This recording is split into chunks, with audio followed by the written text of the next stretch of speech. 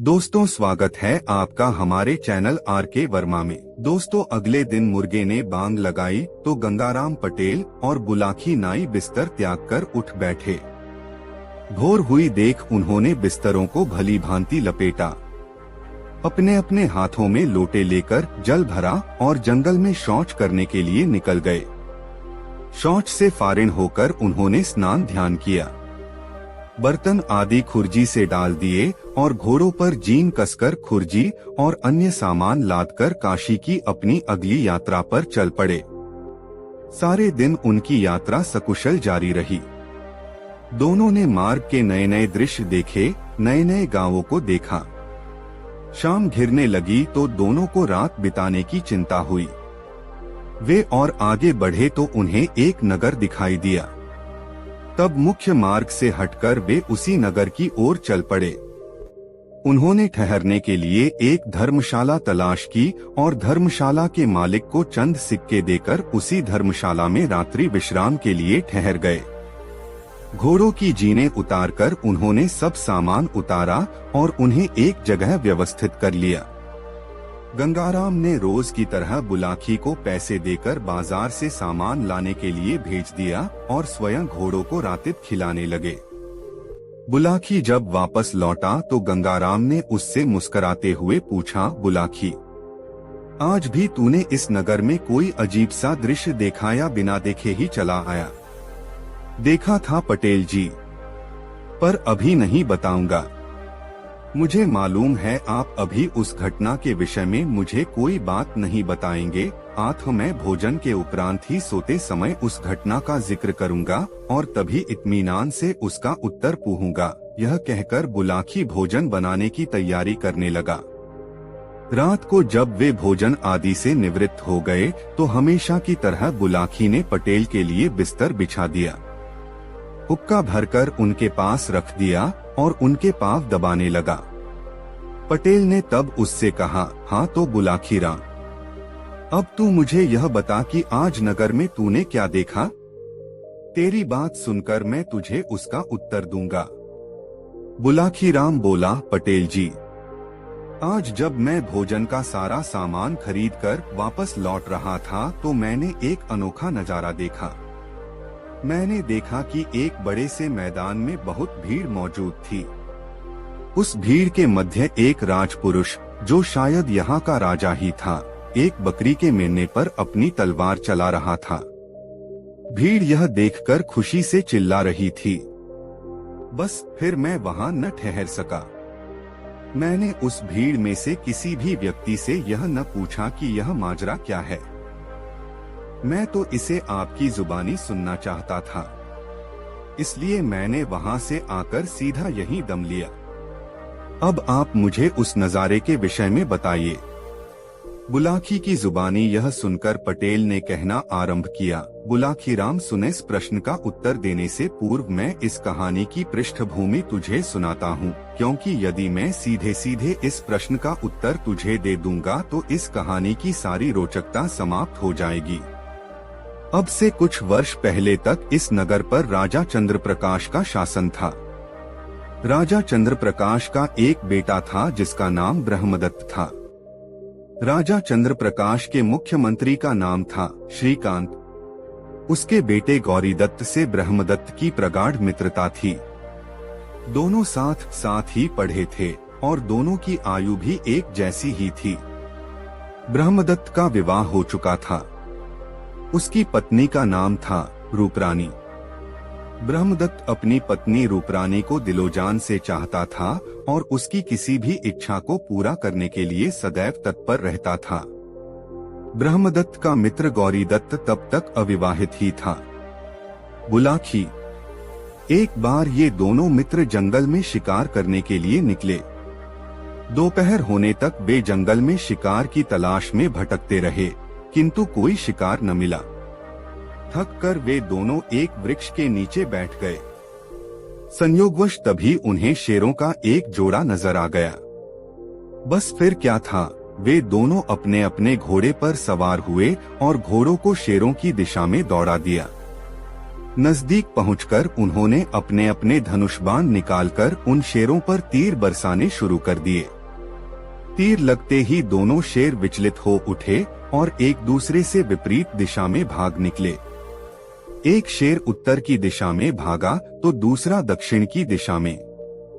यह देखकर उन दोनों मित्रों ने एक एक शेर का चयन कर लिया और अपने अपने शिकार के पीछे लग गए। शेर तीर खाकर बेहद भयभीत हो गए थे। आठ बचने के लिए उन्हें जो भी मार्ग सूझा वे उधर ही भागते चले गए। आगे जंगल और भी घना हो गया था। दोनों मित्रों के घोड़ों को तेजी से भागने में परेशानी होने लगी। उनकी चाल धीमी पड़ गई। शेरों ने इसका फायदा उठाया और वे झाड़ियों में विलीन हो गए। जब शिकार नजरों से उछल हो गया तो दोनों ने अपने अपने घोड़ों की रासें खींचकर उन्हें रोका और स्थिति का निरीक्षण किया।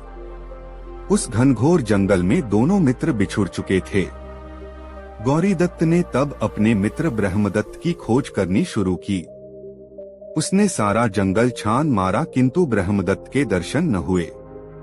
तब दिन ढलने पर वह थक हार कर वापस लौट आया। अब बुलाखी राम, तुम यह सुनो कि ब्रह्मदत्त पर क्या गुजरी। जब ब्रह्मदत्त का शिकार उसकी आंखों से ओझल हो गया तो उसने अपने घोड़े की रास खींचकर उसे रोका। घोड़े से नीचे उतरा और दाएं बाएं देखने लगा। उसे बहुत प्यास लगी थी। उसने दूर दूर तक निगाह दौड़ाई किंतु कहीं भी जल के दर्शन न हुए।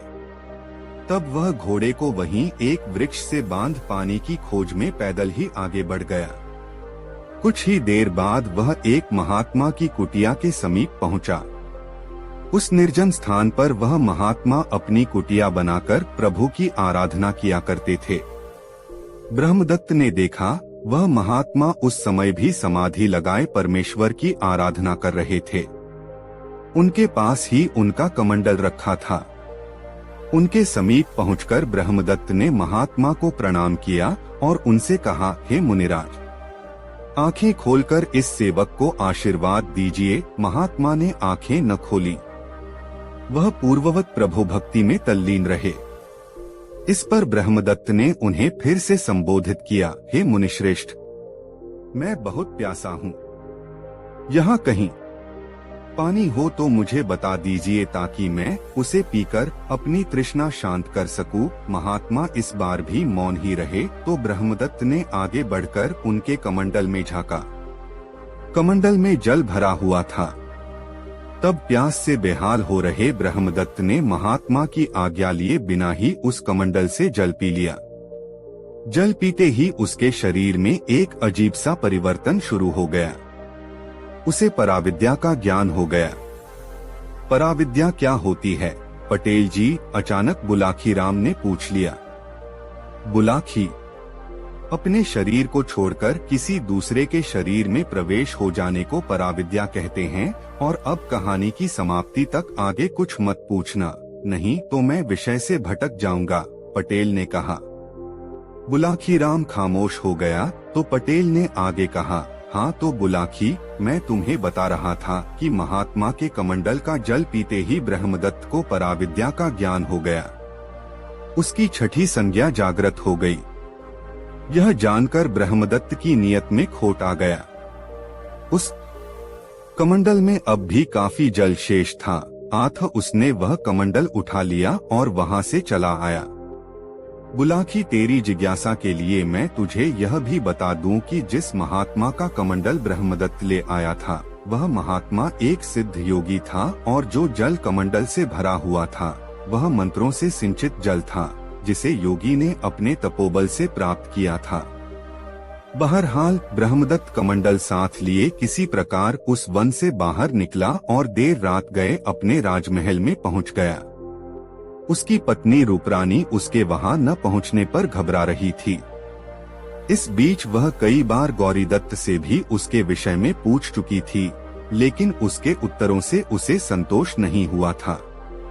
जब ब्रह्मदत्त सकुशल पहुंच गया तो उसकी जान में जान आई। उसने अपने पति से इतना विलंब हो जाने का कारण पूछा तो उसने पूरा ब्यौरा सिलसिलेवार बता दिया। उसने यह भी बता दिया कि अपने साथ वह जिस कमंडल को लाया है उसमें मंत्रों से सिंचित जल है। उस जल को पीने से व्यक्ति को पराविद्या का ज्ञान हो जाता है और तब वह जिस भी प्राणी के शरीर में प्रवेश करना चाहता है कर सकता है। यह जानकर रूपरानी बहुत खुश हुई। उसने भी पराविद्या जानने की इच्छा प्रकट की तो ब्रह्मदत्त ने कमंडल का कुछ जल उसे भी पिला दिया। इस प्रकार रूपरानी को भी पराविद्या का ज्ञान हो गया। दैवयोग से कुछ दिन पश्चात राजा चंद्रप्रकाश का निधन हो गया। पिता के मरने के पश्चात राज्य के सारे अधिकार ब्रह्मदत्त के हाथों में आ गए। तब उसने गौरीदत्त के पिता को सेवानिवृत्त करके गौरीदत्त को अपना मंत्री नियुक्त कर लिया। एक दिन ब्रह्मदत्त अपने मित्र और मंत्री गौरीदत्त के साथ महल की छत पर बैठा हुआ किसी विषय पर वार्तालाप कर रहा था। तभी संयोगवश पराविद्या का जिक्र छिड़ गया। ब्रह्मदत्त ने जब उसे बताया कि उसे इस विद्या का ज्ञान है तो गौरीदत्त की भी उत्सुकता जाग उठी और वह भी इस विद्या को जानने के लिए उत्सुक हो उठा। मित्र के आग्रह पर तब ब्रह्मदत्त ने उसे भी कमंडल से थोड़ा मंत्र सिंचित जल पिला दिया। इस प्रकार गौरीदत्त को भी पराविद्या का ज्ञान हो गया। हे बुलाखीराम, गंगाराम पटेल ने आगे कहा, इंसान की नीयत कब बदल जाए कुछ कहा नहीं जा सकता। तनिक सा लालच होने पर बड़े बड़े लोगों का ईमान डोल जाता है और उनके मन चलायमान हो जाते हैं। गौरीदत्त के साथ भी ऐसा ही हुआ। पराविद्या का ज्ञान होते ही उसके मन में बैठा शैतान जाग उठा। वह सोचने लगा किसी न किसी युक्ति से मैं अगर ब्रह्मदत्त के शरीर में प्रवेश कर जाऊं तो यह राजपाट, धन, दौलत का स्वामी बन जाऊंगा। फिर मैं इसकी सुंदर पत्नी को अपनी पत्नी बनाकर निष्कंटक राज करने लगूंगा। इसी कुविचार के चलते एक दिन वह ब्रह्मदत्त के साथ वन में आखेट करने के लिए चला गया। वहां दोनों ने जंगल में एक मरा हुआ बंदर देखा। बंदर को देखकर गौरीदत्त ने ब्रह्मदत्त से कहा, मित्र, तुमने पराविद्या का ज्ञान प्राप्त कर लिया है और मुझे भी उस ज्ञान को सिखा दिया है, किंतु अभी उस ज्ञान की हम दोनों ने ही कोई पुष्टि नहीं की है। आज अच्छा अवसर है उस ज्ञान की आजमाइश करने का। सामने यह मरा हुआ बंदर पड़ा है, तुम उसकी काया में प्रवेश कर मुझे दिखाओ तो मैं समझेंगा कि तुम्हारा ज्ञान सच्चा है। हाँ, यह कौन सा मुश्किल काम है, ब्रह्मदत्त ने कहा, मैं अभी अपने ज्ञान की परीक्षा करता हूँ। ब्रह्मदत्त गौरीदत्त की चाल को भांप न सका और अपनी विद्या के प्रभाव से वह अपना शरीर छोड़कर बंदर के शरीर में प्रवेश कर गया। मरा हुआ बंदर तत्काल जीवित सूझता। यह देखकर गौरीदत्त ने भी झटपट अपने ज्ञान का प्रयोग किया। उसने अपनी होज के बल से तत्काल अपना शरीर त्यागा और ब्रह्मदत्त के निष्प्राण पड़े शरीर में प्रवेश किया गया। अपने शरीर के उसने तलवार से कई टुकड़े कर डाले और उन टुकड़ों को एक गहरे खड्डू में फेंक दिया। यह देखकर बंदर रूपी ब्रह्मदत्त घबरा गया। वह फौरन समझ गया कि इस शैतान के दिल में बेईमानी जाग उठी है। यह मुझे मारकर राजगद्दी पर काबिज होना चाहता है। उसकी यह आशंका उस समय सही साबित हो गई जब गौरीदत्त अपने शरीर के कई टुकड़े करके उन्हें खड्डू में फेंककर तलवार उठाए उसे मारने के लिए लपका। बुलाखी, अपनी जान किसे प्यारी नहीं होती। बंदर बने ब्रह्मदत्त ने जब तलवार उठाए गौरीदत्त को अपनी ओर लपकते देखा तो उसके औसान खता हो गए। अपनी जान बचाने के लिए वह भाग छूटा। अब आगे आगे बंदर और उसके पीछे तलवार लिए गौरीदत्त दौड़ रहा था। एकाएक बंदर को एक ऊंचा वृक्ष नजर आया और वह कुलांच लगाकर उसी वृक्ष पर चढ़ गया। एक डाल से दूसरी डाल पर कूदता हुआ वह घने जंगल में निकल गया। गौरीदत्त कुछ देर तक तो उसके नीचे उतरने की प्रतीक्षा करता रहा, किंतु जब बंदर उसकी आंखों से ओझल हो गया तो वह नगर वापस लौट पड़ा। ब्रह्मदत्त के रूप में गौरीदत्त महल में पहुंचा। रास्ते में किसी को भी उस पर यह संदेह न हुआ था कि वह गौरीदत्त है, लेकिन रूपरानी के सम्मुख उसका यह रहस्य अधिक देर तक न छिप सका। उसके बातचीत के लहजे, बोली, व्यवहार और उसके चलने फिरने के ढंग से शीघ्र ही वह समझ गई कि उसके पति के साथ कोई हादसा करके गौरीदत्त ने उसके पति का रूप धारण कर लिया है। उसके पति ने उसे एक बार बताया भी था कि उसने गौरीदत्त को वह मंत्र सिंचित जल पिलाकर उसे भी परकाया प्रवेश का ज्ञान करा दिया है। अब तो वह बहुत व्याकुल हो गई और रात दिन चिंता में डूबी रहने लगी कि किस प्रकार अपने पति की कुशलता के विषय में मालूमात हासिल करे। इतना बताकर गंगाराम ने हुक्के से एक जोरदार कश खींचा। फिर धुआं बाहर निकालते हुए बुलाकी की ओर देखा कि कहीं बुलाकी सो तो नहीं गया है। जब उन्होंने उसे जागते और दिलचस्पी से कहानी सुनते देखा तो कहानी आगे बढ़ाई। बुलाकी राम, अब तू बंदर बने। ब्रह्मदत्त का हाल सुन। यह सुन कि उसका क्या हुआ। गौरीदत्त, जो अब ब्रह्मदत्त के स्थान पर राजकाज संभाल रहा था, उसने कुछ दिन बाद एक अजीब घोषणा प्रसारित करा दी। उसने प्रसारित कराया कि राज्य के सभी बंदर पकड़कर मार दिए जाएं या उन्हें पकड़कर राज्य के बाड़े में रख दिया जाए। जो भी व्यक्ति एक बंदर जिंदा या मुर्दा पकड़कर लाएगा, उसे 10 रुपए प्रति बंदर के हिसाब से इनाम दिया जाएगा। दरअसल गौरीदत्त ब्रह्मदत्त से भयभीत था। उसे भय था कि कहीं किसी दिन बंदर बना ब्रह्मदत्त महल में आकर अपनी पत्नी रूपरानी से न मिल ले। रूपरानी पहले से ही उस पर, गौरीदत्त के प्रति शंकित हो चुकी थी। यदि किसी तरह से बंदर बने ब्रह्मदत्त ने उससे संपर्क कायम कर लिया तो उसका भांडा फूटते हुए देर नहीं लगेगी। रूपरानी सारे राजकीय अधिकार उससे छीनकर उसे कैदखाने में डलवा देगी। इसलिए उसने बंदरों को पकड़ने की घोषणा प्रसारित कराई थी। घोषणा का व्यापक प्रभाव पड़ा। राज्य भर के बहेलिये, शिकारी आदि बंदरों को पकड़ने के लिए जंगल में निकल पड़े और ढेरों बंदर पकड़ पकड़ कर राज दरबार में लाकर इनाम पाने लगे। ब्रह्मदत्त भी अब आखिर था तो एक बंदर हो। एक दिन एक बहेलिये ने चने जमीन पर बिखेर कर उसके लालच में आए ब्रह्मदत्त रूपी बंदर को पकड़ लिया। बहेलिये ने उस बंदर को घर में बांध दिया। उसका इरादा अगले दिन उस बंदर को राज दरबार में सौंपकर इनाम पाने का था, लेकिन रात में ही एक घटना घट गई। बहेलिये का एक रिश्तेदार उसके घर आ पहुंचा। बहेलिये ने उसे रात को मदिरा पिलाई। मदिरा पीते पीते दोनों में इस प्रकार का वार्तालाप चल पड़ा। बहेलिये के रिश्तेदार ने कहा, मित्र, राजा की इस घोषणा से अपने तो पौ 12 हो गए हैं। मैं तो अब तक कई 100 बंदर पकड़कर सरकारी कर्मचारियों को सौंपकर बहुत सा इनाम हासिल कर चुका हूँ। तुम बताओ, तुमने अब तक कितने बंदर पकड़े? मैं भी काफी बंदर पकड़कर अब तक सरकारी इनाम प्राप्त कर चुका हूँ। पर दोस्त, मेरी समझ में अभी तक यह बात नहीं आई कि हमारा राजा एकाएक बंदरों के पीछे क्यों पड़ गया है। वह क्यों बंदरों को पकड़वा कर मरवा रहा है? बंदरों से एकाएक उसे यह कैसी दुश्मनी हो गई है? भाई, वह राजा है, उसकी बात वह जाने। हमें इस बात को जानने की आवश्यकता ही क्या है? हमें तो इस धंधे से अच्छा मुनाफा हो रहा है। उन दोनों का वार्तालाप सुनकर बंदर बने ब्रह्मदत्त का कलेजा धड़क गया। वह समझ गया कि सिर्फ मेरी खातिर ही गौरीदत्त सारे बंदरों का दुश्मन बन गया है। वह मुझे मरवाकर अपना राज्य निष्कंटक कर लेना चाहता है। यह जानकर उसने अपने छूटने के प्रयास तेज कर दिए। बहेलिये ने लोहे का एक कड़ा उसकी गर्दन में डालकर एक मोटी रस्सी से उसे बांध दिया था।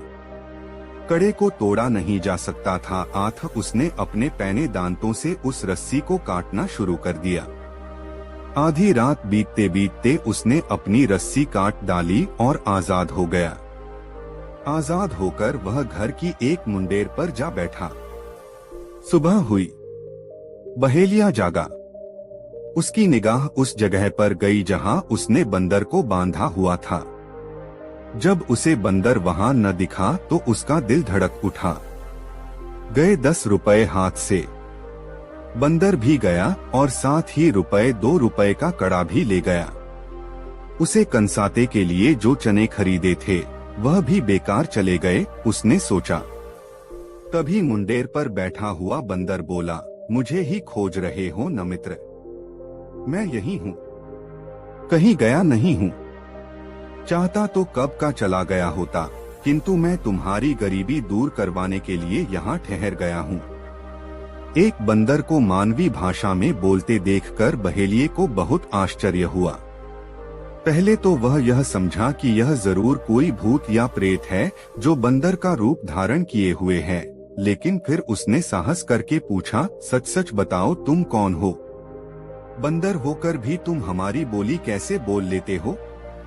और यह भी बताओ कि तुम मेरी गरीबी कैसे दूर करा सकते हो?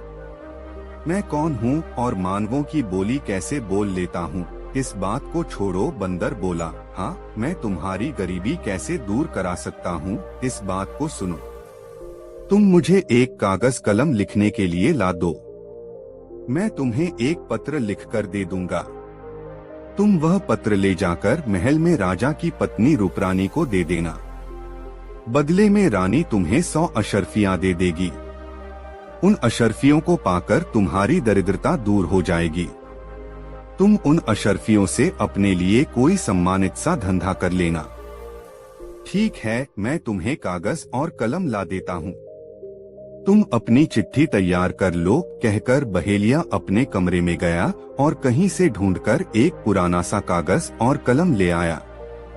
बंदर ने नीचे झुककर उसके हाथ से दोनों चीजें ले ली। फिर उसने रूपरानी के नाम एक पत्र लिखा।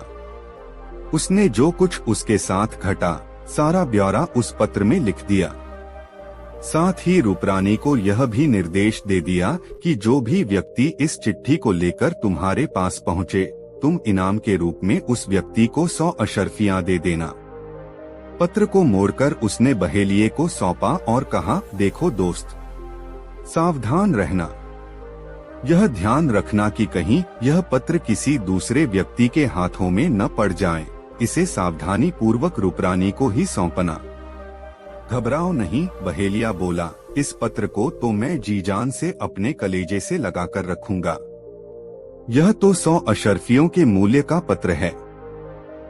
मैं आज ही इसे रानी को सौंपकर आता हूँ।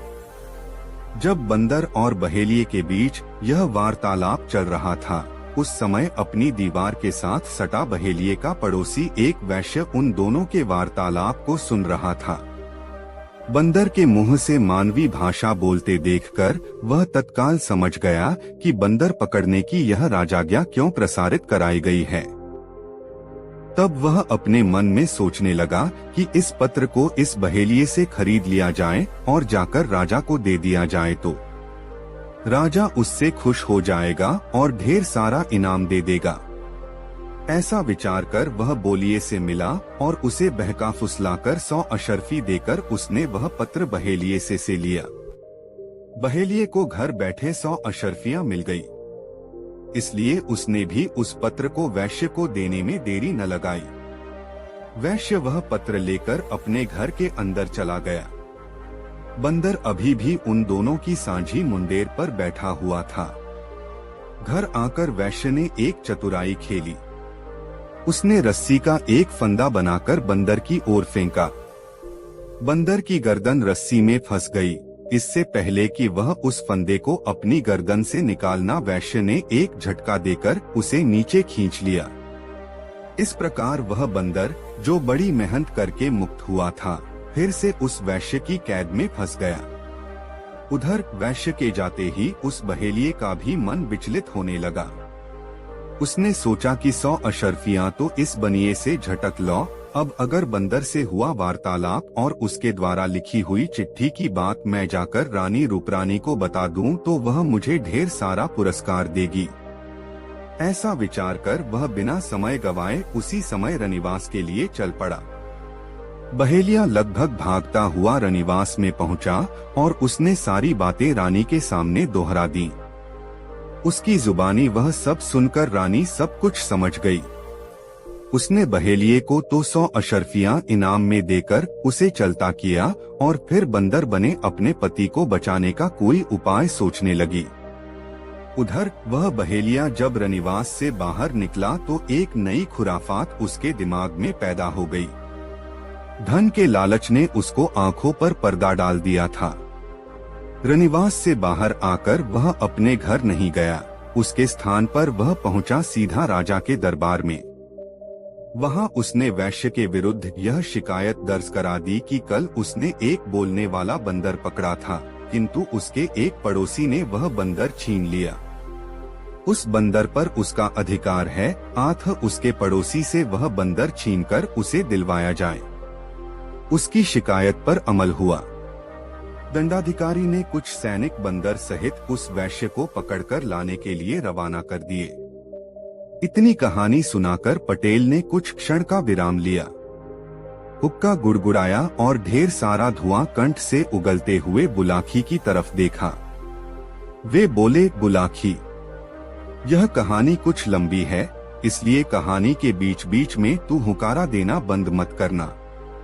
ऐसा कहा जाता है कि बात में हुंकारा और फौज में नगाड़ा। कथा कहने वाला जब कोई कथा सुनाए तो उसके बीच हुंकारा जरूर देना चाहिए। इसी प्रकार रणभूमि में जब फौज लड़ने के लिए जाए तो नगाड़े जरूर बजाए जाने चाहिए। कथाकार जब कथा कहता है, यदि बीच बीच में श्रोता उसकी कथा सुनकर हुंकारा भरता रहे तो कथाकार का मनोबल बढ़ जाता है।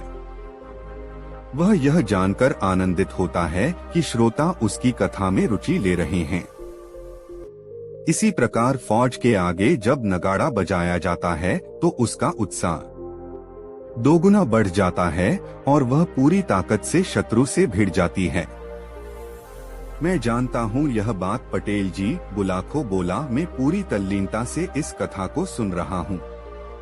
हाँ, कुछ देर के लिए मैंने हुंकारा देना जरूर बंद कर दिया था, इसीलिए आपको यह भ्रम हो गया कि शायद मुझे नींद आ गई है। अब आप आगे की कहानी कहिए। पटेल बोले, बुलाखी, जैसा कि मैंने पहले कहा, उस बहेलिये के जाते ही रूपरानी बंदर बने अपने पति को बचाने का कोई उपाय सोचने लगी थी। बहुत चिंतन और मनन के बाद अंततः उसे एक उपाय सूझ ही गया। उसने अपनी सेविका को बाजार में भेजकर एक तोता मंगवाया और उस तोते के पिंजरे को अपने आंगन में टांग दिया। कुछ ही देर बाद उसने महल के नीचे लोगों का कोलाहल सुना। कारण जानने के लिए उसने छत से नीचे झांका। नीचे कुछ सैनिक एक बंदर की डोरी हाथ में थामे एक आदमी को पकड़कर ले जा रहे थे। रानी बुद्धिमान थी, वह फौरन समझ गई कि हो न हो यह वही बंदर है जिसके विषय में बहेलिया उसे अभी अभी बताकर गया है। यह देखकर वह जल्दी से नीचे उतर गई और आंगन में टंगे उस तोते के पिंजरे को उठा लाई। नीचे जब बंदर राजमहल की गलियों से गुजर रहा था तो उसका दिल रो रहा था। वह सोच रहा था कि क्या मैं अब अपनी प्रिय रानी को कभी देख पाऊंगा। कुछ ही समय बाद तो मेरा वध कर दिया जाएगा। दबड़बाई आंखों से अंतिम दर्शन करने की इच्छा से उसने ऊपर की ओर देखा। रानी ने पिंजरा हाथ में लेकर उसे तोते को दिखाकर संकेत कर दिया। उसने तोते को पिंजरे से बाहर निकाला और तोते की गर्दन पकड़ ली। बंदर के लिए इतना संकेत काफी था। उधर रानी ने तोते की गर्दन मरोड़ी, उधर अपनी विद्या के बल पर बंदर ने अपना शरीर त्याग दिया और वह तोते के शरीर में प्रवेश कर गया। तोता पुनः जिंदा हो गया। रानी ने प्रेम पूर्वक उसके शरीर को सहलाकर उसे पिंजरे में बंद कर दिया और फिर से पिंजरे को यथास्थान टांग दिया। उधर नीचे बंदर को ले जाने वाले सैनिकों ने जब बंदर के शरीर में कोई हरकत न देखी तो वे हैरत में पड़ गए। आश्चर्य तो उन लोगों को भी बहुत हुआ जो उस बोलने वाले बंदर को देखने के लिए उन सैनिकों के साथ चल रहे थे। राजा के सैनिक भय से कांपने लगे कि अब जाकर दंडाधिकारी को क्या जवाब देंगे, लेकिन क्योंकि बहुत से लोग उनके गवाह थे जिन्होंने बंदर को एकाएक दम तोड़ते देखा था, इसलिए उनका डर कुछ कम हो गया। अब हे बुलाकी राम, तुम उस प्रसंग को सुनो कि ब्रह्मदत्त ने कैसे अपना स्वरूप फिर से वापस पाया। जब रात हुई तो ब्रह्मदत्त रूपी गौरीदत्त के रनिवास में पहुंचने से पहले ही रूपरानी ने एक मेना खरीदकर मंगवा लिया। गौरीदत्त जब उसके कक्ष में पहुंचा, उसने रूखेपन से उसका स्वागत किया। गौरीदत्त ने तब उससे पूछा, प्रिय, जब से मैं वन में आखेट करने के बाद लौटा हूँ, तुम्हारा व्यवहार उसी दिन से मेरे साथ बदल गया है। अब न तो तुम मुझसे प्रेम पूर्वक व्यवहार ही करती हो और न अपनी सेज पर ही सोने देती हो। आज मैं तुमसे वह कारण जानकर ही रहूंगा कि किस कारण से तुम मेरी उपेक्षा कर रही हो। यह सुनकर रानी ने कहा, आपका कहना यथार्थ है, पर इसके पीछे एक कारण है। मुझे आपके प्रति शंका है कि आप मेरे पति नहीं, मेरे पति के शरीर में कोई और ही व्यक्ति हैं। आप मेरी इस शंका का निवारण कर दीजिए तो मैं फिर से आपसे पहले जैसा ही प्रेम करने लगूंगी। तो बताओ रानी, इसके लिए मैं क्या करूं कि तुम्हें मुझ पर विश्वास हो जाए? गौरीदत्त ने पूछा। मैं जानती हूं कि आपको परकाया प्रवेश का अच्छा ज्ञान है, रानी ने कहा। मैंने एक बकरी का बच्चा मंगवाया है, मैं उसे मार देती हूं। आप मुझे अपनी विद्या के प्रभाव से उसमें प्रवेश करके दिखाइए। यदि आपने ऐसा कर दिखाया तो मुझे पता चल जाएगा कि मेरी आपके प्रति शंका निराधार है, और यदि आप ऐसा करने में असफल रहे तो मैं समझ लूंगी कि मेरा आपके प्रति शंकित होना सर्वथा उचित ही है। रूपरानी की यह बात सुनकर गौरीदत्त तुरंत ऐसा कर दिखाने के लिए तैयार हो गया। रूपरानी ने तब उसके सामने ही उस मेने का वध कर डाला। गौरीदत्त को भी चूंकि परकाया प्रवेश विद्या का ज्ञान था, अतः वह ब्रह्मदत्त वाला स्वरूप छोड़कर उस बकरी के बच्चे में प्रवेश कर गया। अवसर ताड़कर रानी ने तोता बने ब्रह्मदत्त को उसके खाली पड़े शरीर में प्रवेश करने का संकेत कर दिया। ब्रह्मदत्त ने तोते का शरीर छोड़ा और अपने स्वयं के शरीर में प्रवेश कर गया। रानी ने तत्काल उस तोते के तलवार से काटकर कई टुकड़े कर दिए। इस प्रकार गौरीदत्त उस मेमने के शरीर में कैद होकर रह गया। कहानी का समापन करते हुए पटेल ने बुलाकी नाई से कहा, हे बुलाकी, आज तुम जिस दृश्य को देखकर आए थे वह वही दृश्य था। राजा ब्रह्मदत्त स्वयं धोखेबाज गौरीदत्त को अपने हाथों से सजा देना चाहता था, अतः वह उसे एक सार्वजनिक स्थल पर ले जाकर उसका वध करने की तैयारी कर रहा था। उसके आसपास जो लोग खड़े थे उनमें से एक तो उसकी रानी थी, कुछ राजदरबारी थे और शेष नगर के दर्शक नागरिक। उम्मीद है यह सब जानकर तेरी शंका का निवारण हो गया होगा, अतः अब तू भी सो जा और मुझे भी सोने दे। प्रातः उठकर फिर काशी को प्रयाण करना है। इतना कहकर गंगाराम पटेल ने बिस्तर पर अपने पैर पसार लिए और निद्रा देवी की गोद में समा गए। बुलाकी भी करवट बदलकर सोने का प्रयास करने लगा। दोस्तों, ये कहानी आपको कैसी लगी कमेंट में जरूर बताएं। दोस्तों, गंगाराम पटेल और बुलाकी दास दोनों उठ बैठे। उन्होंने कुछ नाश्ता करके अपना सब सामान संभालकर भावनगर से प्रस्थान किया। मार्ग के किनारे के दृश्यों को देखते हुए वह घोड़े पर जल्दी जल्दी जा रहे थे, क्योंकि अब तो उन्हें अपने घर पहुंचने की फिक्र थी। जहां प्यास लगती थी वहां कुएं से जल खींचकर पानी पी लिया करते थे। आज तो उन्होंने मार्ग में कहीं विश्राम भी नहीं किया। वह बीकानेर होते हुए सुरेंद्र नगर आए। वहां से मार्ग तो अहमदाबाद की तरफ जाता था और दूसरा मेहसाना की ओर। अहमदाबाद का मार्ग छोड़कर वह मेहसाना के मार्ग पर चले। चलते चलते सायंकाल वह मेहसाना आ गए। नगर के किनारे पर ही संत का एक आश्रम था। गंगाराम पटेल ने वहां के महात्मा से अपने ठहरने का विचार प्रकट किया तो उन्हें ठहरने की आज्ञा मिल गई। पटेल जी और बुलाकी ने देखा कि आश्रम पर अनेक संत महात्मा ठहरे हुए हैं। कोई वैष्णव है तो कोई सन्यासी, कहीं पर उदासीन अपना धूनी जमाए चिमटा गाड़े हुए आसन पर विराज रहे हैं। अनेक भक्त संतों की सेवा में लगे हुए हैं। पटेल जी अपना सामान महात्माओं से अलग एक और कुएं के पास रखवाया। उसके बाद बुलाकी को 50 रुपए देकर कहा कि तुम सामान लेकर जल्दी आना, कहीं ऐसा ना हो कि तुम बाजार में जाकर इधर उधर घूमते रहो। अगर बाजार बंद हो गया और सामान ना मिला तो भूखा ही मरना पड़ेगा। बुलाकी रुपए लेकर बाजार गया। वहाँ उसने अपना आवश्यक सामान खरीदा और जब वह आ रहा था तो उसने देखा कि एक अच्छा जुलूस जा रहा है। लोगों से पूछने पर पता चला है कि वह राजा के राजगुरु हैं। कभी कभी यहाँ राजा के महल में इसी भांति जुलूस के साथ धूमधाम से आते रहते हैं।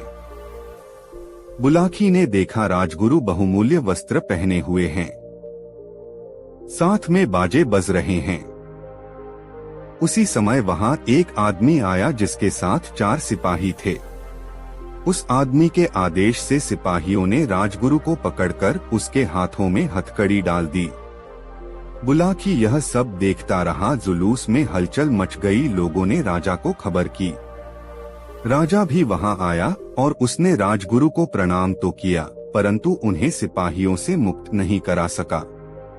यह देख बुलाकी को बड़ा आश्चर्य हुआ कि मामूली आदमी के कहने से सिपाहियों ने राजगुरु के हथकड़ी डाल दी और राजा अपने गुरु को मुक्त नहीं करा सका। बुलाकी सोच रहा था कि राजगुरु को गिरफ्तार करने वाला यह कौन आदमी हो सकता है।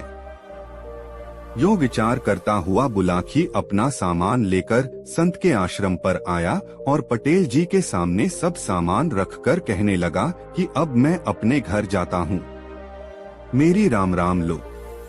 पटेल जी बोले, हे बुलाकी, मैं समझता हूँ तुम अवश्य कोई अजूबा चरित्र देखकर आए हो।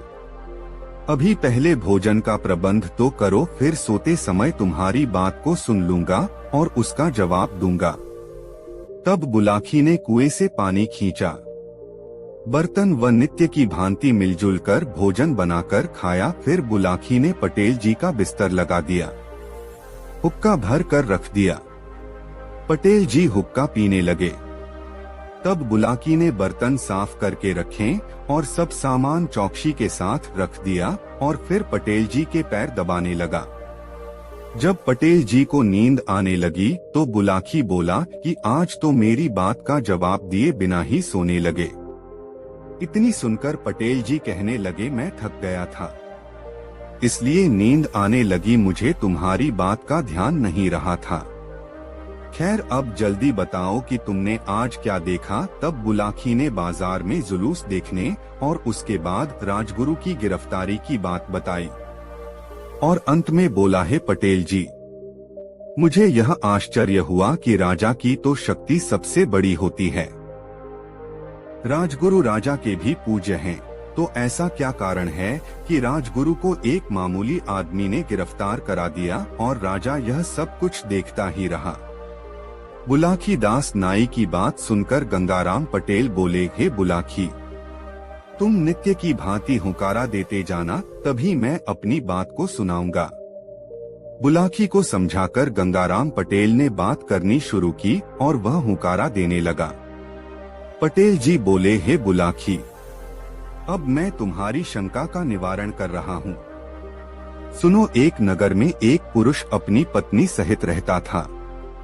वह अपने परिवार में पति पत्नी 2 ही प्राणी थे। एक दिन प्रातः काल पत्नी सोते से जागकर पति से कहने लगी, दोहा, सोवत में सपनों लखों, सुनो नाथ चितलाए। भिक्षा मांगने को गयो, एक भिखारी आए। भिक्षुक को जब मैं गई, उठकर भिक्षा दें। उंगली बासे छू गई, हृदय भई बेचैन।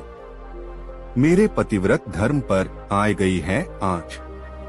उंगली मेरी काट दो, तुम्हें बताओ साँच। अपनी पत्नी की इस प्रकार की बात सुनकर उसका पति बोला कि दोहा, भीख भिखारी को दई, सपने में सुकुमारी। उंगली बासे छू गई, तो का भयो बिगारी। अरे यह तो सपने की बात है। अगर सपने में किसी भिखारी को भीख देने पर उंगली छू गई तो इसमें कोई पाप नहीं है।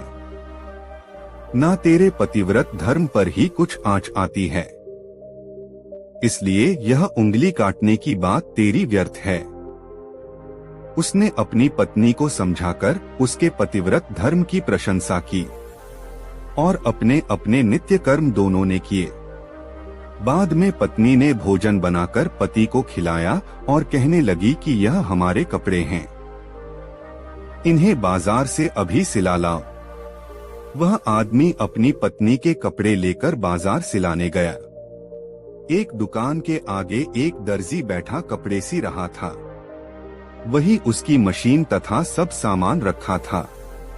उसी के पास जाकर उसने कहा कि हमारी पत्नी के यह कपड़े तुम्हें आज ही सीने हैं। दर्जी ने वह कपड़ा उससे ले लिया और दिए हुए नाप के अनुसार कपड़ा उसी समय काट दिया और बचा कपड़ा व कपड़े की कतरन देकर बोला, दोहा कपड़ा यह लो, प्रथम तुम घर रखाओ जाए, कपड़े तब मैं सीऊंगा, सुन लो कान लगाए। यहाँ ईमानदारी का काम है। मैं किसी की कतरन भी अपने यहाँ नहीं रहने देता। इतनी बात दर्जी की सुनकर वह पुरुष कहने लगा, दोहा कपड़े तुम सी दो मेरे, सुनो लगाकर कान, कतरन रखने से कोई कहे ना तुम्हें बेईमान। लेकिन दर्जी बोला, भाई मैंने अपना नियम ऐसा ही बना लिया है कि मैं अपने यहाँ किसी की कतरन नहीं रखता, पहले उसे घर रखकर आओ तभी कपड़े सिलूंगा। बहुत समझाने से भी दर्जी नहीं माना तो वह आदमी कतरन लेकर अपने घर को चल दिया और मन में विचार करने लगा कि यह दर्जी तो मेरी पत्नी से भी अधिक धर्मात्मा है। देखो यह तो कतरन भी नहीं रखता। ऐसा विचार था हुआ वह जब घर लौटकर अपने घर आया तो देखा कि उसकी पत्नी घर पर नहीं है। वह घर की नकदी, अपने कपड़े और जेवर लेकर कहीं चली गई है। बक्सों के ताले खुले पड़े हैं। यह देखकर वह आश्चर्य में पड़ गया और सोचने लगा कि मेरी पत्नी का पति धर्म की अधिक बातें बनाना ढूंढ निकला। सवेरे तो कह रही थी कि सपने में भिखारी को भीख देने में उंगली छू गई और वह उंगली अपवित्र हो गई है। इसे काट दो। मैं समझा कि बहुत पतिव्रता है, परंतु देखो तो वह सब कपड़े, जेवर और नकद रुपया लेकर भाग गई। दर्जी उससे भी अधिक ईमानदार बन रहा है। उसने कतरन भी अपने पास नहीं रखी। जब मेरी पत्नी इतनी धर्म की बात करने वाली होकर भाग गई तो मुझे ऐसा लगता है कि इतना ईमानदार वह दर्जी भी वहां नहीं होगा। यह विचार कर वह बाजार को वापस गया। वहां आकर क्या देखता है कि ना वहां दर्जी है, ना उसकी मशीन है और ना कोई कपड़े। अब तो वह अपने मन में विचार करने लगा कि यह दुनिया भी कितनी अजीब है। मैंने जहां जहां अत्यधिक सच्चाई देखी, वहां पर अधिक बेईमानी और बुराई ही पाई। मेरी पत्नी पतिव्रत होने का इतना पाखंड दिखाती थी और वह भाग गई। दर्जी इतना ईमानदार बन रहा था कि किसी की कतरन भी रखना मंजूर ना था। वह सब कपड़ा ही लेकर भाग गया। खैर हुआ सो हुआ। अब इतना ज्ञान अवश्य हो गया है कि अब मैं किसी भी आडंबर वाले पर विश्वास नहीं करूंगा। जो अधिक दिखावे की बात करते हैं वही अधिक बेईमान हैं। यह विचार करता वह अपने घर चला आया। पत्नी के बिना उसने घर में बड़ी मुश्किल से रात काटी। सवेरे उठकर उसने सोचा कि अब यहाँ रहना ठीक नहीं। अब मोहल्ले के लोगों को पता चलेगा कि मेरी पत्नी भाग गई है तो वह लोग मेरी हंसी करेंगे। उसने अपने मकान में ताला लगाया और सोचा कि कहीं परदेश में चलकर नौकरी करनी चाहिए। घूमता हुआ वह एक राजा के यहाँ पहुँचा और अपनी नौकरी की इच्छा प्रकट की। राजा उन दिनों अपने मन में एक कारण से परेशान रहता था। बात यह थी कि राजा के नगर से बालक चोरी हो जाते थे और बहुत प्रयत्न करने पर भी बालकों को चुराने वाला पकड़ा नहीं गया था। राजा ने उस आदमी को बालकों के चोर को पकड़ने के लिए नौकर रख लिया। वह आदमी राजा से बोला कि 4 सिपाही मेरी आज्ञा पालन करने को मुझे दिए जाएं और मैं जिसे बताऊं उसे गिरफ्तार कर लें। राजा ने ऐसा ही किया। उसे नौकरी करते हुए कई महीने हो गए। आज जब राजगुरु की सवारी आई तो वह आदमी भी सिपाहियों सहित वहां था। उसने देखा कि राजगुरु बहुमूल्य वस्त्र पहने हैं, इत्रों की सुगंध आ रही है, गाजे बाजे बज रहे हैं। यह देखकर वह आदमी विचार करने लगा कि राजा के गुरु का तो राजा सहित सभी लोग सम्मान करते हैं, फिर इन्हें इतना आडंबर दिखाने की क्या आवश्यकता। अधिक आडंबर देखकर मुझे मालूम होता है कि मेरी पत्नी और दर्जी के समान यह भी पूरे बेईमान होंगे। मेरा विश्वास है कि यही बालकों को चुराने वाले भी हैं। ऐसा विचार कर उसने सिपाहियों को आदेश दिया कि यही बालकों के चोर हैं, इसलिए सिपाहियों इन्हें गिरफ्तार कर लो। जब राजा को समाचार ज्ञात हुआ तो वहां आकर उसने गुरु को प्रणाम किया। बालक पकड़ने की जांच कराई तो वहां नगर से बहुत से चोरी हुए बच्चे पाए गए। बात यह पता लगी थी कि जब राजगुरु धूमधाम से आते थे तो लौटती बार कुछ बालकों की चोरी कराकर अपने आश्रम ले जाते थे। राजगुरु होने के कारण राजा या कोई अन्य पुरुष उन पर संदेह भी नहीं कर पाता था कि गुरु बालकों के चोर होंगे। जिन लोगों के बालक राजगुरु के आश्रम पर मिले वे लोग उन्हें वहां से अपने साथ में ले आए।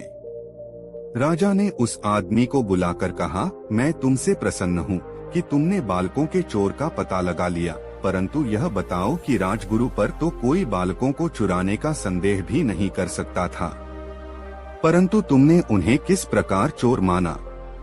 तब वह आदमी कहने लगा कि आज की दुनिया में मेरा अनुभव है कि जिसका अधिक आडंबर देखो उसी को अधिक बेईमान समझो। इसके बाद उसने राजा को आप बीती घटनाओं को सुनाया, जिसे सुनकर राजा ने उसे बहुत सम्मान दिया। गंगाराम पटेल बोले कि हे बुलाकी, तुम यही घटना आज देखकर आए हो।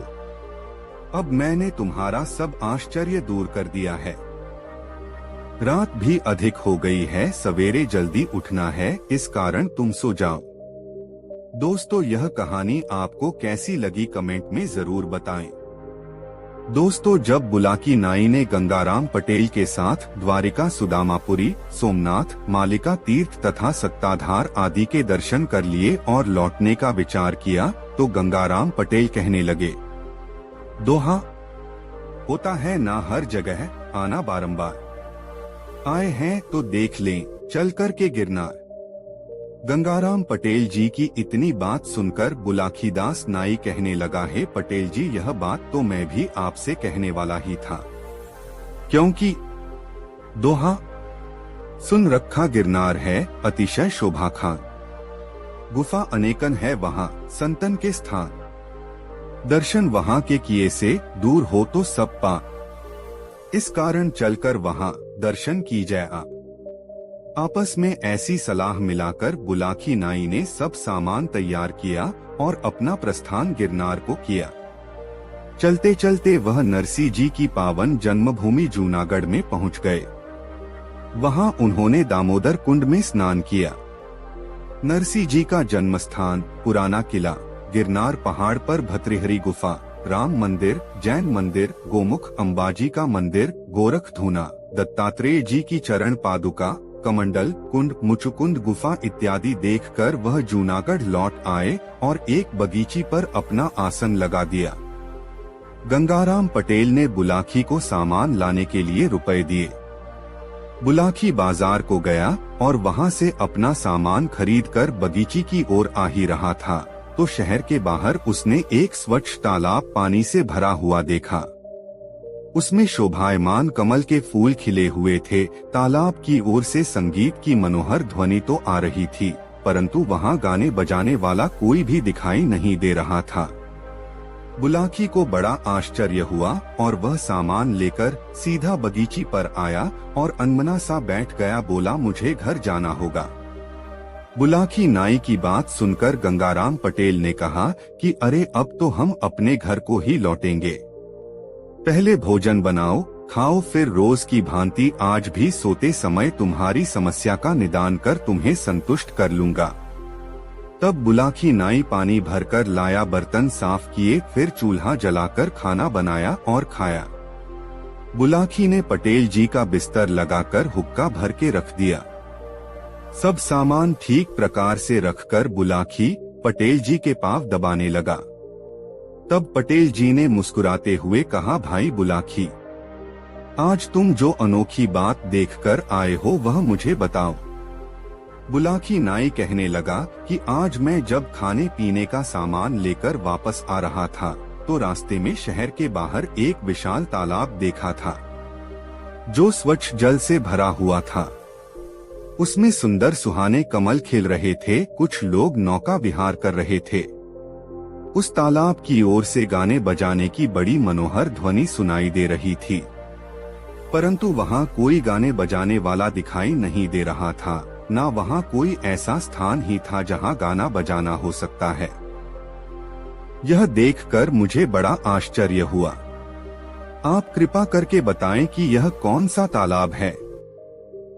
गंगाराम पटेल कहने लगे, एक ब्राह्मण था जिसका विवाह नहीं हुआ था। उसने मन में विचार किया कि भगवान ने अच्छा ही किया जो कि मैं गृहस्थी की सब बाधाओं से दूर हूँ। तब मुझे परलोक सुधारना चाहिए।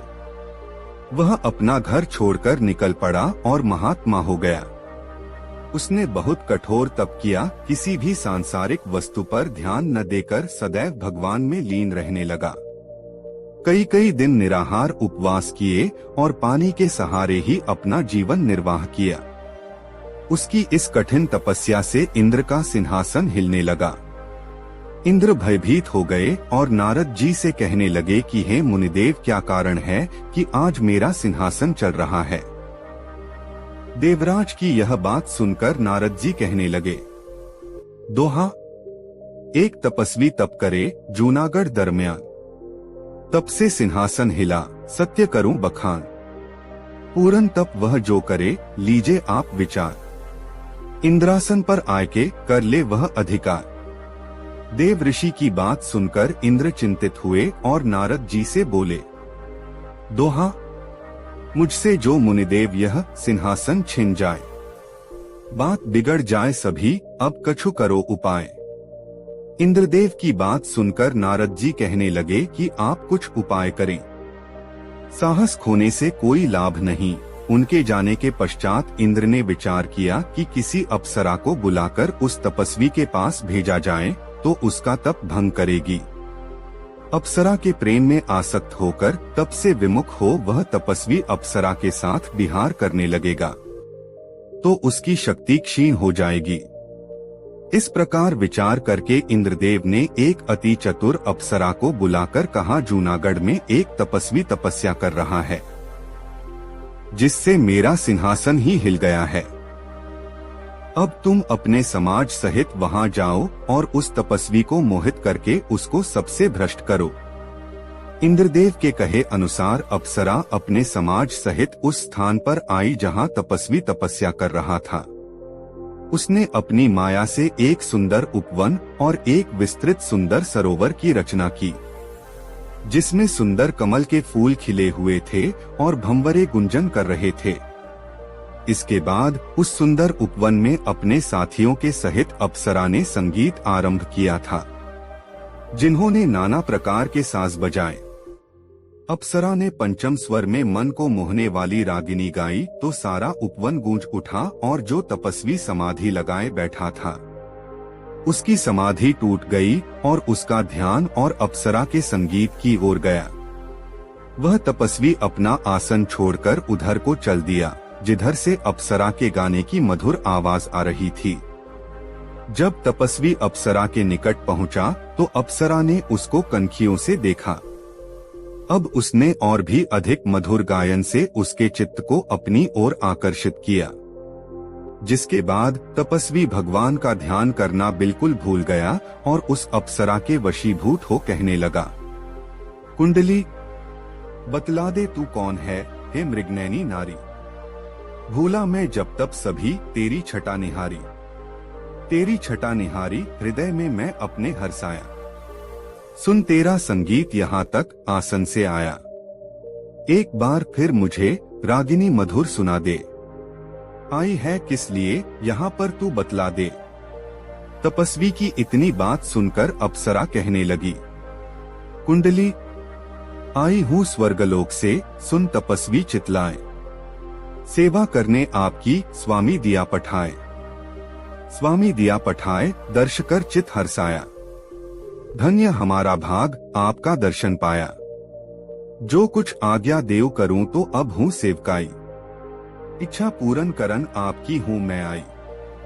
अप्सरा की ऐसी बात सुनकर तपस्वी बड़ा आनंदित हुआ। बोला, मैंने अब तक संसार में तुम्हारे समान सुंदर स्त्री नहीं देखी और न कोई ऐसा सुरीला संगीत सुना है।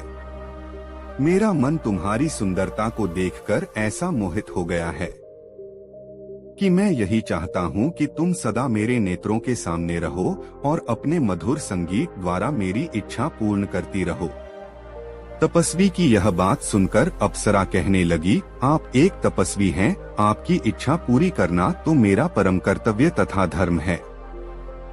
मैं आपकी आज्ञा को शिरोधार्य कर पालन करूंगी। अब आप मुझे सेवा की आज्ञा तो दीजिए। मैं वही करूंगी जिसे करके आपको सुख पहुँचे। अप्सरा की यह बात सुनकर तपस्वी कहने लगा, यदि तुम यहाँ उपवन में रह अपने संगीत एवं सहवास से मेरी इच्छा पूरी करोगी तो समाज वाले देखकर हंसेंगे। आठ किसी अदृश्य स्थान में तुम मेरी कुछ समय तक इच्छा पूरी कर सको तो मैं अपने को अत्यंत भाग्यशाली समझूंगा। अप्सरा ने यह बात सुनी तो समझ गई कि अब तो तपस्वी मेरे वश में है। इससे अपने बिगाड़ का कुछ भय नहीं और अब मैं आसानी से इंद्रदेव का कार्य पूरा कर सकूंगी। वह कहने लगी, मैं कोई साधारण स्त्री नहीं हूँ, स्वर्गलोक की रहने वाली हूँ। अब तक मैं किसी पुरुष पर मोहित नहीं हुई हूँ और न किसी के साथ विहार ही किया है। यदि आप सदैव मेरे साथ विहार करने का प्रण करें तो मैं आपकी इच्छा पूरी कर सकती हूँ, नहीं तो अपने स्थान को चली जाऊंगी। अप्सरा की इतनी बात सुनकर तपस्वी बोला कि मेरी भी यही इच्छा है जो तुम्हारी है। मेरा भी विवाह नहीं हुआ और ना मैंने अब तक किसी स्त्री पर दृष्टि डाली है। मेरी इच्छा है कि मेरा तुमसे आजीवन विहार होता रहे तो अच्छा है। इतनी सुनकर अप्सरा कहने लगी कि ऐसा सुख तो आप जैसे बड़े तपस्वी जनों को ही प्राप्त हो सकता है, सबको नहीं। अब मैं आप जैसी इच्छा कर रहे हैं वैसा ही सदैव करूंगी। अपने मन में विचार कर अप्सरा ने इंद्रदेव के कार्य को सिद्ध करने का उचित उपाय किया। उस सरोवर के नीचे उसने अपनी माया से एक ऐसे बहुत सुंदर भवन की रचना की जो कि दिखाई नहीं देता था। उस भवन के ऊपर जल भरा हुआ था, जिसमें कि सुहाने सुहाने कमल भी खिल रहे थे, भंवरे फूलों पर गुंजार कर रहे थे। भवन में अनेकों मणियां लगी हुई थी, जिनसे कि अद्भुत प्रकाश होता था। स्वर्ग जैसे समस्त सुखों के साधन उस भवन में उपलब्ध थे। अप्सरा अपने साथियों सहित उस तपस्वी सहित निवास करने लगी। अन्य कक्षाओं में अपने साथियों को ठहराया और स्वयं अप्सरा तपस्वी से विहार करने लगी। जब भी तपस्वी को संगीत सुनने की इच्छा होती है तभी अप्सरा अपने साथियों सहित वहां गाना बजाना आरंभ कर देती है।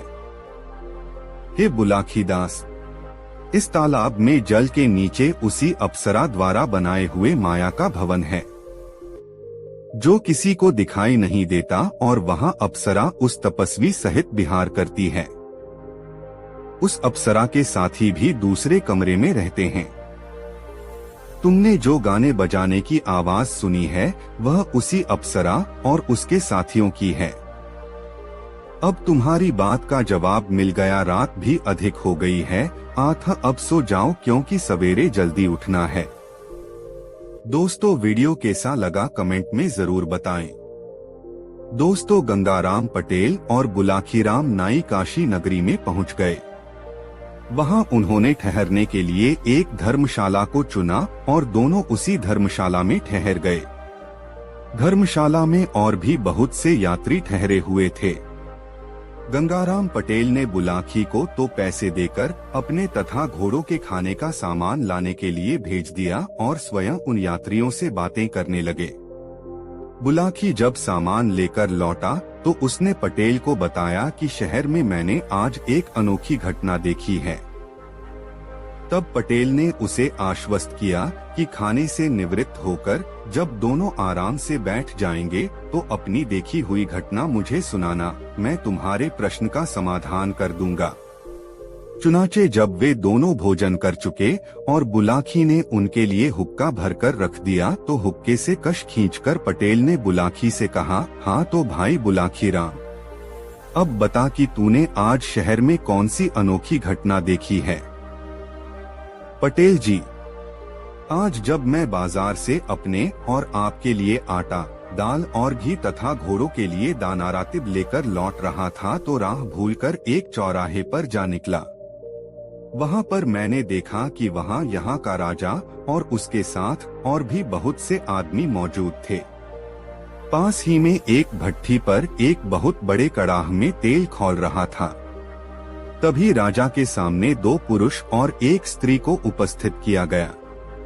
उन दोनों पुरुषों का दावा था कि ये स्त्री उसकी पत्नी है। कहने का अर्थ यह है कि दोनों पुरुष उस स्त्री पर अपना अपना दावा पेश कर रहे थे। तब राजा ने निर्णय दिया कि तुम में से जो भी पुरुष इस तेल से भरे खौलते कड़ाह में स्नान कर सही सलामत बाहर निकल आएगा, उसी को यह स्त्री दे दी जाएगी। पटेल जी, राजा की यह बात सुनकर उनमें से एक आदमी तो निराश होकर मुंह लटकाकर एक ओर को खड़ा हो गया, जबकि दूसरे आदमी ने अपना जांघिया उतारकर खौलते कड़ाह में छलांग लगा दी। आश्चर्य की बात यह है कि उस खौलते तेल में स्नान करने पर भी उस आदमी का बाल बांका न हुआ और वह सही सलामत कड़ाह से बाहर निकल आया और राजा को उसका वादा याद दिलाया। इस पर राजा ने उस आदमी को तो गिरफ्तार करा लिया और वह स्त्री उस आदमी को दे दी जो तेल में स्नान करने के नाम पर निराश होकर खड़ा हो गया था। अब आप इस रहस्य का वेधन कीजिए कि वादे के अनुसार राजा ने वह स्त्री उस प्रतियोगिता में विजयी व्यक्ति को न देकर दूसरे व्यक्ति को क्यों दे दी। यह सुनकर पटेल बोले, बुलाकी, इस रहस्य को जानने से पहले यह सुन कि वे दोनों आदमी कौन थे, तभी सारी बातें तुझे आराम से समझ में आएंगी। यहाँ से काफी दूर के फासले पर किशनगढ़ नाम का एक बहुत बड़ा नगर है। वहाँ के राजा का नाम वीरेंद्र सिंह था। राजा वीरेंद्र का एक पुत्र था जिसका नाम गजेंद्रपाल सिंह था। गजेंद्रपाल का जैसा नाम था वैसा ही वह शक्तिशाली भी था। आए दिन वह आखेट करने के लिए वनों में जाता रहता था। एक दिन राजकुमार आखेट करने के लिए वन में गया तो लौटते समय बड़ी भयानक आंधी में घिर गया। आंधी के कारण वह अपना कार्य भूल गया और एक दूसरे रास्ते पर चल पड़ा। राजकुमार को अपनी इस भूल का पता तब चला जब वह अपने नगर में पहुंचने के स्थान पर एक अन्य नगर में पहुंच गया। राजकुमार ने जब उस नगर के निवासियों से उस स्थान की जानकारी चाही तो उन्होंने बताया कि वह इस समय कामरूप राज्य में है, जो एक बड़े देश चीन के बिल्कुल निकट है। यह जानकर राजकुमार को भारी आश्चर्य हुआ। कामरूप तो उसके राज्य से बहुत दूर था। इतनी जल्दी वह कामरूप में कैसे आ पहुंचा? लेकिन फिर उस भयंकर आंधी की याद हो आई। आंधी इतनी तेज थी कि कुछ कदम के फासले पर भी उसे कुछ दिखाई न देता था। हो सकता है वह उसी आंधी में उड़कर यहाँ तक आ पहुंचा हो। कुछ भी हो, अब तो उसे इस स्थिति का सामना करना ही पड़ेगा। ऐसा विचार कर उसने मन में धैर्य धारण किया और नगर में घूमने लगा। यहाँ एक और भी परेशानी उसके सामने आ खड़ी हुई। इस नगर के अधिकांश निवासी यहाँ की स्थानीय भाषा बोलते थे, जो राजकुमार की समझ में नहीं आती थी, लेकिन कुछ दिनों तक वहाँ रहकर राजकुमार ने उनकी भाषा सीख ली और वह टूटी फूटी स्थानीय भाषा में वार्तालाप करने लगा। एक दिन जब वह शहर में घूम रहा था तो उसने एक जगह दो व्यक्तियों को आपस में लड़ते देखा। दोनों के हाथों में लंबे लंबे चाकू थे और वे एक दूसरे के बार को बचाकर दूसरे पर हमला करने की कोशिश कर रहे थे। वहाँ बहुत से तमाशबीन भी खड़े थे। राजकुमार भी उन तमाशबीनों में जाकर खड़ा हो गया। इसी बीच राजा का रथ वहाँ से गुजरा। राजा ने जब उन व्यक्तियों को लड़ते देखा तो उसने अपने कुछ सैनिक उन दोनों व्यक्तियों को पकड़ने के लिए भेज दिए। सैनिकों ने उनके पास पहुंचकर उन्हें एकंगना चाहा तो वे दोनों सैनिकों से भी भिड़ गए और सैनिकों को घायल करके वहां से भाग गए। राजकुमार ने जब तमाशबीनों से उनके विषय में पूछा तो उसे बताया गया कि ये दोनों नगर के नामी गुंडे हैं। ये इतने खूंखार हैं कि सैनिक भी इन्हें पकड़ने से डरते हैं। फिर जाने पर यह दोनों तत्काल सैनिकों पर धावा बोल देते हैं। फुर्तीले इतने हैं कि पकड़ में नहीं आते और बात की बात में बहुत दूर जा निकलते हैं। यह सुनकर राजकुमार उस नगर के राजा के पास पहुंचा और उससे कहा, राजन, यदि आप आदेश दें तो मैं उन दोनों गुंडों को पकड़कर आपके सामने प्रस्तुत कर सकता हूँ।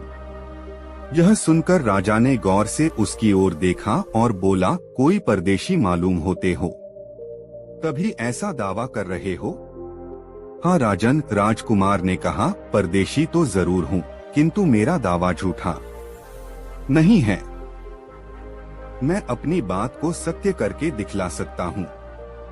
तब फिर हमारा आदेश है कि उन्हें पकड़कर हमारे समाने ले आओ। यदि तुम ऐसा कर सके तो हम तुम्हें पुरस्कारों से लाद देंगे। आदेश मिलने की देर थी कि राजकुमार विद्युत गति से उस ओर दौड़ पड़ा जिधर वे दोनों गुंडे सैनिकों को घायल कर अपने चाकू चमकाते हुए भाग निकले थे। राजकुमार को मल्ल विद्या का अच्छा ज्ञान था।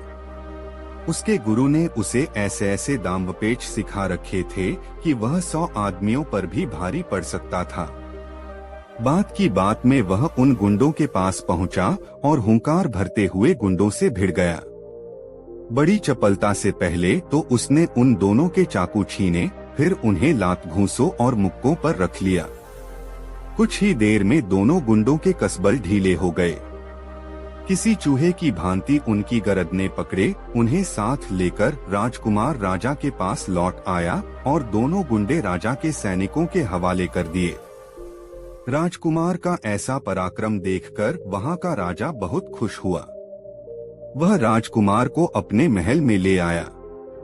वहां उसने राजकुमार की बहुत खातिर की और फिर उसका परिचय पूछा। राजकुमार ने जब उसे यह बताया कि वह भी एक राजा का बेटा है, तब तो राजा को और भी खुशी हुई। वह अपनी बेटी के विवाह के लिए बहुत चिंतित रहता था। उसकी इच्छा थी कि उसकी बेटी का विवाह किसी ऐसे नौजवान के साथ हो जो बुद्धि और पौरुष दोनों में ही बेमिसाल हो। उसे ये दोनों गुण इस युवक में नजर आए। एक दिन राजा शिकार करने के लिए निकला। अपने साथ वह राजकुमार गजेंद्रपाल सिंह को भी ले गया। जंगल में एक सिंहों का समूह उन्हें नजर आया। राजा ने सिंह का शिकार करने की इच्छा से अपना घोड़ा उन्हीं सिंहों के समूह की ओर दौड़ा दिया। राजकुमार भी कहाँ पीछे रहने वाला था। शिकार करना तो उसका प्रिय शौक था। आठ वह भी भाला और तलवार लेकर राजा के पीछे पीछे अपने घोड़े को दौड़ाता हुआ चल पड़ा। राजा को घोड़ा दौड़ाते हुए अपनी तरफ आते देखकर सिंहों का समूह चौकन्ना होकर खड़ा हो गया। उनमें से जो दुर्बल सिंह थे वह तो पीछे मुड़कर भाग लिए, लेकिन जो बलवान सिंह थे वे मुकाबला करने को तत्पर हो गए। राजा ने निशाना बांधकर अपना भाला एक सिंह पर चलाया। निशाना चूक गया। भाला सिंह के शरीर को छूता हुआ भूमि में जा गड़ा। क्रोधित होकर सिंह ने उछाल भरी और अपने पंजे की जोरदार थाप घोड़े की थूथन पर जमा दी। वार इतना करारा था कि घोड़ा लड़खड़ा गया। घोड़े के लड़खड़ाने से राजा का संतुलन बिगड़ गया और वह भूमि पर आ गिरा। तभी दूसरा सिंह राजा पर झपट पड़ा। राजा ने फुर्ती से उठकर म्यान में रखी अपनी तलवार निकालनी चाहिए, लेकिन तभी सिंह के पंजे की एक करारी चोट उसे लगी और वह उछलकर दूर जा गिरा। तत्काल ही उसे मूर्छा आ गई। तब तक राजकुमार भी सिंहों के पास पहुंचा। एक सिंह अभी राजा पर झपटने की तैयारी कर ही रहा था कि राजकुमार का फेंका हुआ भाला सनसनाता हुआ उसकी छाती में पैवस्त हो गया। सिंह ने एक भयंकर दहाड़ मारी और वह भूमि पर लोटपोट होने लगा।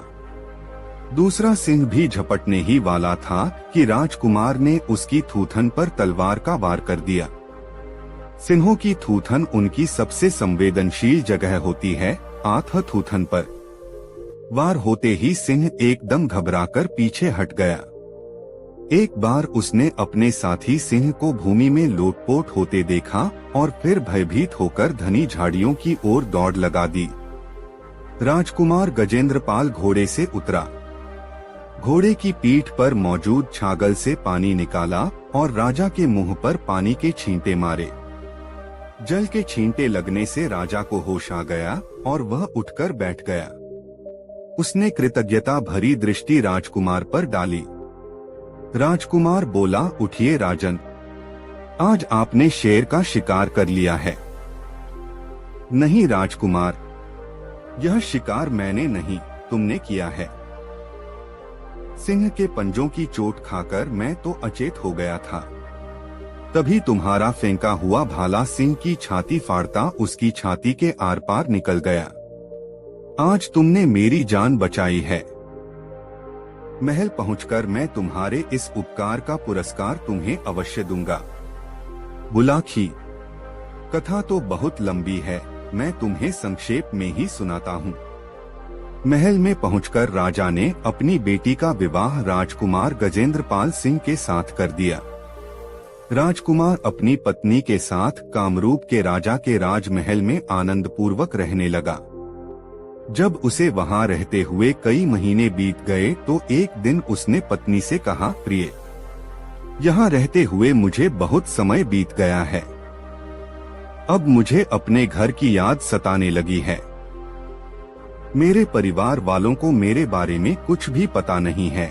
वे बेहद चिंता कर रहे होंगे। आठ हमें अपने घर लौट चलना चाहिए। इस पर राजकुमारी ने अपनी सहमति व्यक्त कर दी। कुछ नानुकर करने के बाद राजा ने भी उसका अनुरोध मान लिया और बहुत सा दान दहेज देकर अपने दामाद और बेटी को विदा कर दिया। सारे दिन की यात्रा के बाद उनका काफिला एक नगर में पहुंचा और एक सुंदर सा स्थान देखकर वहीं पड़ाव डाल दिया। आतनी कहानी सुनाकर पटेल चुप हो गए। तरोताजा होने के लिए उन्होंने हुक्के से 3-4 गहरे गहरे कश खींचे और ढेर सारा धुआं अपने मुंह से उगल दिया। फिर उन्होंने आगे की कथा आरंभ की। हाँ तो बुलाखी राम। जब उन लोगों ने उस स्थान पर पड़ाव डाला तो एक दुर्घटना घट गई। उस स्थान पर एक प्रेत का निवास था। उसने कामरूप की राजकुमारी राजकुमार गजेंद्रपाल सिंह की पत्नी को देखा तो वह उस पर मोहित हो गया। तब उस प्रेत ने राजकुमार गजेंद्रपाल का वेश बनाया और राजकुमार और राजकुमारी के खेमे में पहुंच गया। उसने राजकुमार से कहा कि यह स्त्री तो मेरी पत्नी है, आठ मैं इसे लेकर जाऊंगा। राजकुमार ने कहा कि यह तुम्हारी पत्नी कैसे हो सकती है? यह तो मेरी पत्नी है, मैं इसे विवाह कर लाया हूँ। इस पर दोनों में हाथापाई होने लगी। शोरगुल सुनकर सभी नौकर चाकर वहां पहुंच गए। उनकी समझ में नहीं आ रहा था कि किसका पक्ष लें। कौन है असली राजकुमार? दोनों की शक्लें और वेशभूषा एक समान थीं। दोनों में रंचमात्र भी अंतर न था। बोलचाल, हाव भाव और चाल ढाल से दोनों एक जैसे प्रतीत हो रहे थे। राजकुमारी सहमी सी खड़ी थी। उसकी समझ में नहीं आ रहा था कि किसे अपना पति माने, किसे नहीं। बात वहां के राजा तक पहुंची, लेकिन वहां का राजा भी कोई निर्णय न दे सका। उसने कहा, यह एक गंभीर स्थिति है, मैं तुम्हारा कोई न्याय नहीं कर सकता। तुम दोनों काशी नरेश के पास चले जाओ। वह परम गुणी और बेहद बुद्धिमान व्यक्ति हैं। वही तुम्हारा न्याय करेंगे। राजा की बात मानकर वे दोनों इस नगर में आ गए। यहाँ के राजा ने जब उनके विवाद के विषय में सुना तो अपने बुद्धि बल से उसने फौरन जान लिया कि उन दोनों में से कोई एक अवश्य ही कोई अशरीरी व्यक्ति है जिसने दूसरे प्रतियोगी का रूप धारण कर लिया है।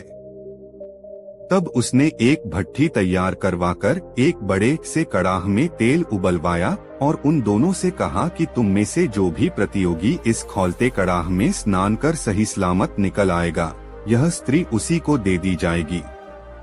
राजा की यह बात सुनकर बेचारा गजेंद्रपाल सिंह तो निराश होकर एक ओर खड़ा हो गया, लेकिन अशरीर प्रेत फौरन ऐसा करने को तैयार हो गया।